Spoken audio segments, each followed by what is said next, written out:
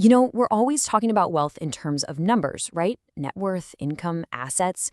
But what does it actually feel like to live at different points on that financial spectrum? In this explainer, we're going to go way beyond the bank statements and really explore the real, lived experience of money.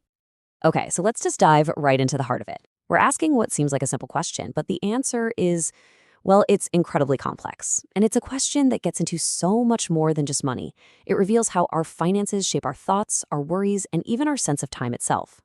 So here's the core idea, the whole thesis of this, really. The best way to understand what wealth feels like isn't to look at a bank statement. It's to look at the first moments of the day. What's the very first problem you need to solve when you wake up? That single question, it tells you almost everything you need to know.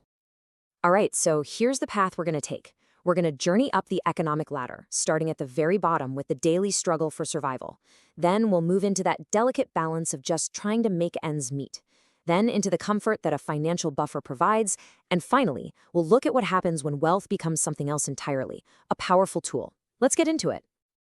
Our first stop is life on the absolute edge.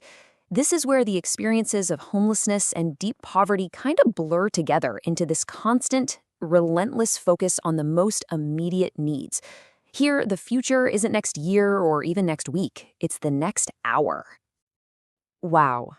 This quote, it just grounds you in a reality that most of us never ever have to think about. For someone experiencing homelessness, the day doesn't start with a calendar or checking emails.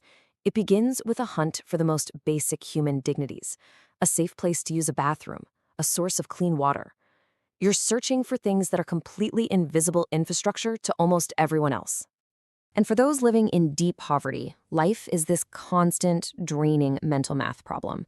It's a nonstop puzzle of stretching every single resource you have. Every dollar, every bus pass, every single hour of your time has to be allocated with painful precision, because there is just no room for error. The choice isn't between a good option and a bad one. It's deciding which overdue bill is going to hurt a little bit less to ignore for one more week. Okay, let's move up to the next stage. This is what we're calling the precarious balance. This is the world of the working poor and the lower middle class. Now, life has more structure, for sure, but that stability is incredibly fragile. You're always just one flat tire, one sick kid, one less shift at work, away from a full-blown crisis. This table really shows you how small differences can have massive real-world effects. The working poor might have a job, but the hours are all over the place. The lower middle class has a predictable schedule, and that one single difference changes everything, from how you plan childcare to just knowing if you can afford groceries next week. And look at the savings. For one group, it's constantly being wiped out by little emergencies, while for the other, it has a chance, even a small one, to actually grow. This just captures the feeling perfectly, doesn't it? It is a life of constant management and trade-offs. You're always checking your bank balance before you dare buy gas. You pack a lunch every single day because a $12 sandwich from the cafeteria is a genuine luxury. And that check engine light on your dashboard, you just learn to live with it, man, and hope it's nothing serious, because you know an unexpected repair would throw your entire world into chaos. Now we're at a really critical turning point, the comfort of margin. This is where the middle and upper middle classes live. And that word, margin, is everything here.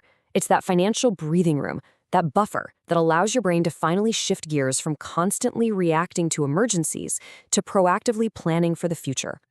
So what does this path actually feel like? Well, first, your bills go on autopay. You're not anxiously checking your balance before the due date anymore. You just trust the money will be there. Then, your investments become automatic. That money just flows into your 401k without you even thinking about it. You start creating what are called sinking funds, setting money aside for big costs you know are coming, like new tires or a vacation, so they don't feel like emergencies. And then the really big shift. You can start buying back your own time, paying someone to do things like mow the lawn or clean the house. I love this quote because it just paints such a vivid picture. Life becomes automated. The basics are handled by systems you've put in place.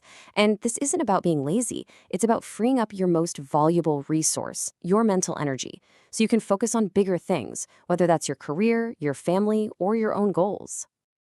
Okay, let's climb to the highest levels now and see how this all builds into something completely different. Up here, for the rich and the ultra-rich, money is no longer just for comfort or security. It fundamentally transforms into a tool, a source of leverage, influence, and large-scale action. This slide just perfectly highlights the profound shift in the kind of problems you spend your day solving. The questions are no longer about your personal life, your consumption. They become strategic. It's not, can I afford this? It's, should we fund this entire company? The scale moves from the personal to the systemic. Now, remember how this whole explainer started? With the search for a bathroom? Contrast that with this. The day doesn't begin with a personal struggle.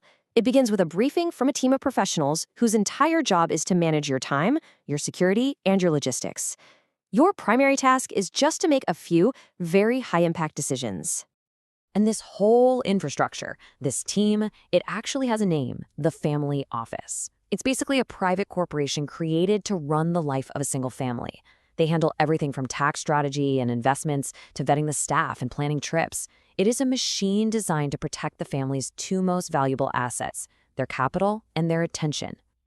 So, after this entire journey, from the street corner all the way to the private jet, what have we learned? What is the single greatest thing that wealth actually buys? Well, the answer might surprise you.